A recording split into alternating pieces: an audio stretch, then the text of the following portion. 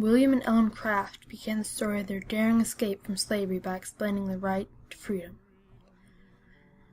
Having heard while in slavery that God made of one blood all nations of men, and also the American Declaration of Independence that says that we hold these truths to be self-evident, that all men are created equal, that they are endowed by their Creator with certain inalienable rights, and that among these are life, liberty, and the pursuit of happiness.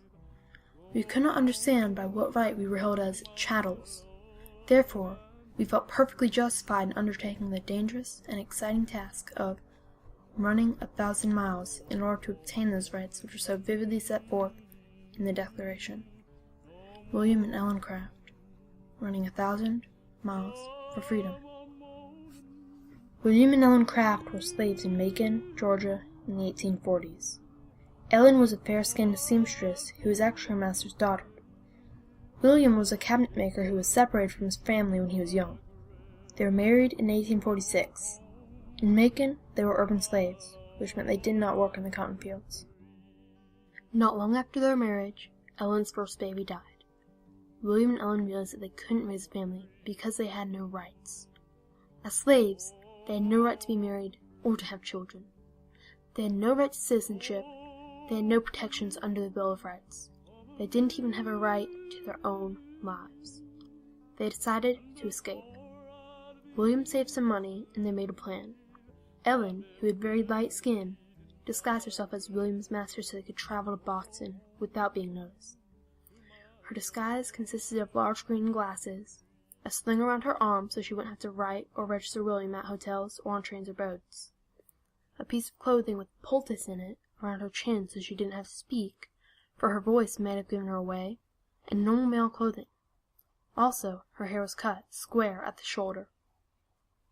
They left first and foremost because they wanted to have a Christian marriage. And as you know, enslaved persons were not allowed to have a Christian marriage. Sometimes their owners would indulge them and let them be married. The second reason they left is because they knew they wanted to start a family, they wanted to have children, and they wanted to have certainty and peace of mind that their children would be free. In broad daylight, William and Ellen boarded a train in Macon to go to Savannah. This was dangerous because they could have easily been recognized. In fact, they almost got caught by William's old master before they left Macon. They then took a boat from Savannah to Wilmington, then a train to Baltimore. In Baltimore they were threatened with an arrest because Ellen couldn't sign papers stating that William was her slave, but they went free due to the crowd's appeal for them. They went on to Philadelphia for a short period of time and settled in Boston. William and Ellen escaped for a few reasons. One reason was that they wanted to escape from the laws of slavery. They give examples of these laws in their story. One is a Louisiana law that stated, "A slave is one who is in the power of a master to whom he belongs. The master may sell him, dispose of his person, his industry, and his labor. He can do nothing, possess nothing, nor acquire anything but what must belong to his master." Another is a South Carolina law that states, "Slaves shall be deemed, sold, taken, reputed, and judged in laws to be chattel personnel in the hands of their owners and possessors, and their executors, administrators, and assigns to all intents, constructions, and purposes whatsoever." In America, slaves had no rights. William discusses the case of Salome Muller as an example. Salome Muller was a German immigrant who was enslaved in America, even though she was white. This event breaks down America's slavery, which was based on race. If a white person could be enslaved, it violated the race-based slavery that was in place. Salome Muller was freed from slavery in the case of Miller v. Belmonte in 1845. After William and Ellen escaped to Boston, they both found jobs. William worked as a cabinet maker and Ellen as a seamstress, and they both joined the abolitionist movement because they felt a responsibility to help end slavery. In Boston, they believed they would truly be free, but it didn't last long.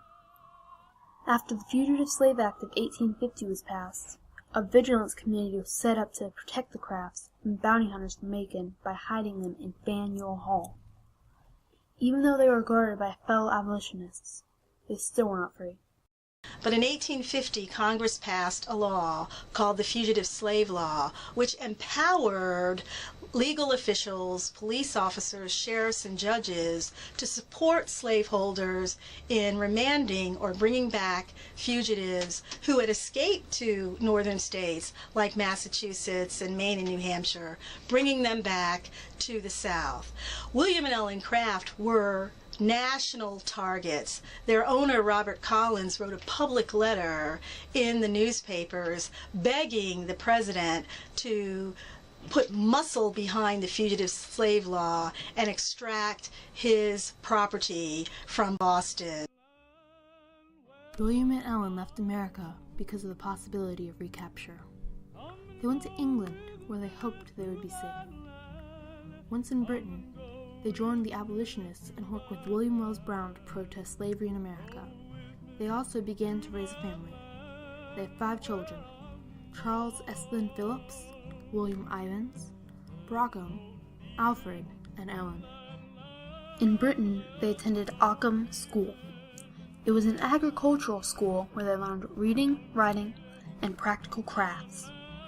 At one point, William and Ellen taught cabinet making and sewing. Here the Crafts began writing the narrative on their escape to northern America, running 1,000 miles for freedom, in which they described how and why they escaped. While William and Ellen were in England, British abolitionists came up with the plan to create a school in Dahomey, which is in Africa. It was going to be a missionary school that would teach Africans how to raise cotton and how to read. The reason they would teach cotton farming at a school in Africa was that Britain wanted to limit their dependence on American cotton, creating a way to completely support the North in the Civil War and no longer depend on any slavery. William went to Dahomey, where the school was going to be, to help with the plan. The scheme failed and the school never started.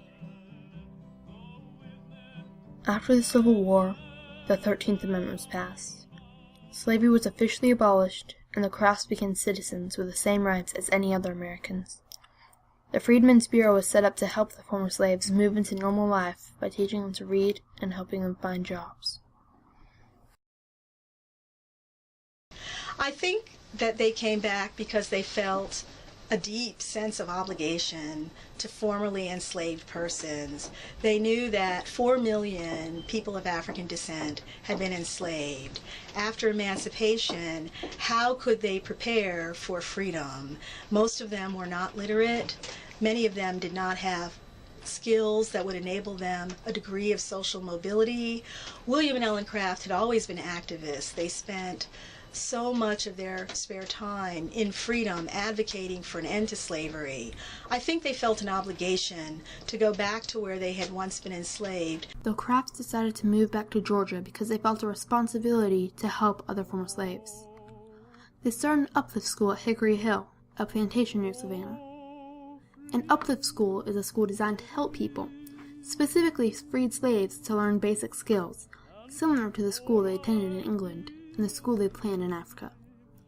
After a few months, it was burned down by a pro-slavery group of white men who were called Night Riders. They opened another school at a plantation called Woodville. The school was open for several years, but not very successful. They tried to keep enough money to support the school by renting out the plots of land surrounding Woodville. The problem with this was that people who owned the plots often ended up unable to pay the rent, and so it went on to next year's rent, with some interest tacked on. The school eventually closed down, but before it closed, Ellen died, and after the school closed, William died.